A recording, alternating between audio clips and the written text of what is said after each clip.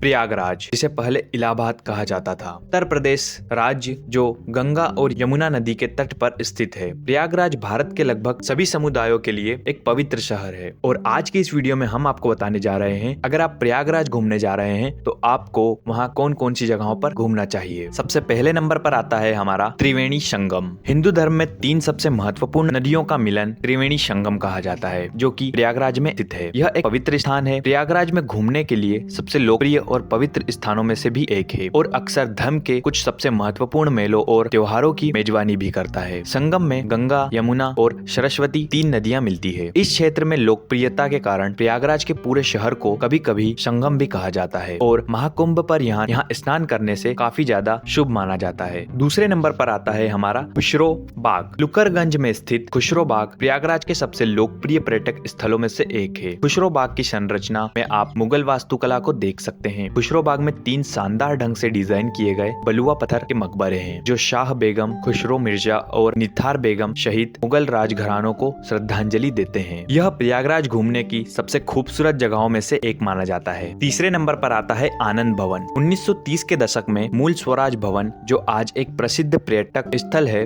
भारतीय राष्ट्रीय कांग्रेस के मुख्यालय में बदल दिया गया था। नतीजतन मोतीलाल नेहरू को अपने परिवार के रहने के लिए एक और हवेली खरीदनी पड़ी और इसे आनंद भवन कहा जाता था। आज यह एक ऐतिहासिक गृह संग्रहालय है, जिसमें जवाहर तारामंडल भी है। यूरोपियन फर्नीचर और कुछ चीन के सामानों को मोतीलाल नेहरू ने इस हवेली को सजाने और इसे मूल स्वराज भवन की प्रतिकृति देने के लिए मंगवाए थे। 1970 में जवाहरलाल नेहरू की बेटी इंदिरा गांधी द्वारा हवेली को भारत सरकार को दान में दे दिया गया था। तभी से इसके रखरखाव की जिम्मेदारी सरकार पर है। प्रयागराज किला 1583 में बना यह खूबसूरत किला प्रयागराज के त्रिवेणी संगम पर स्थित है और शहर के समृद्ध इतिहास की याद दिलाता है। कहा जाता है कि मुगल सम्राट अकबर इलाहाबाद की खूबसूरती से बहुत प्रभावित हुए थे, इसलिए उन्होंने यह भव्य किले का निर्माण करवाया। यह किला क्षेत्र के हिंदुओं के लिए एक पवित्र माने जाने वाले अक्षय वट वृक्ष को ढकने के लिए बनाया गया था। भारतीय पुरातत्व सर्वेक्षण ने इस किले को राष्ट्रीय महत्व का स्मारक घोषित किया और इसका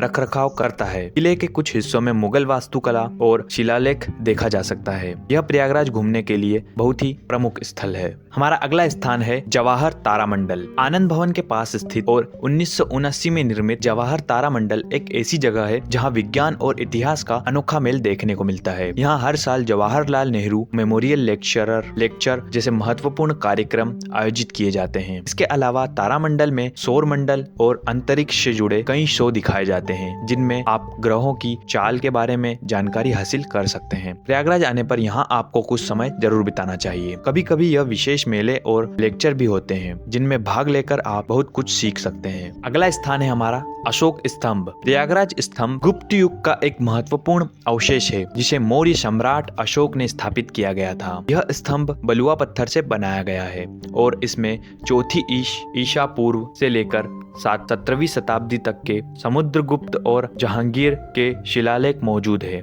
हालांकि इसे उसकी मूल जगह से हटाकर इलाहाबाद प्रयागराज किले में स्थानांतरित कर दिया गया, जो अब सेना की भूमि है। इस वजह से प्रयागराज पर्यटकों को अशोक स्तंभ देखने के लिए पहले अनुमति लेनी पड़ती है। अगला स्थान है कैथेड्रल चर्च। अंत में बना on central cathedral church Prayagraj के MG मार्ग पर स्थित है। यह राज्य के सबसे खूबसूरत चर्चों में से एक है और पर्यटकों और तीर्थयात्रियों के बीच बेहद लोकप्रिय है। इसे चर्च ऑफ स्टोन के नाम से भी जाना जाता है। इस चर्च की स्थापना 1871 में लेडी मुइर एलिजाबेथ हंटली बेमिस द्वारा की गई थी। दोस्तों, अगर आपको प्रयागराज में घूमने से रिलेटेड और भी कोई प्रश्न हो तो आप कमेंट कर सकते हैं और अगर आपको यह वीडियो अच्छी लगी हो तो वीडियो को लाइक करके चैनल को सब्सक्राइब जरूर करें।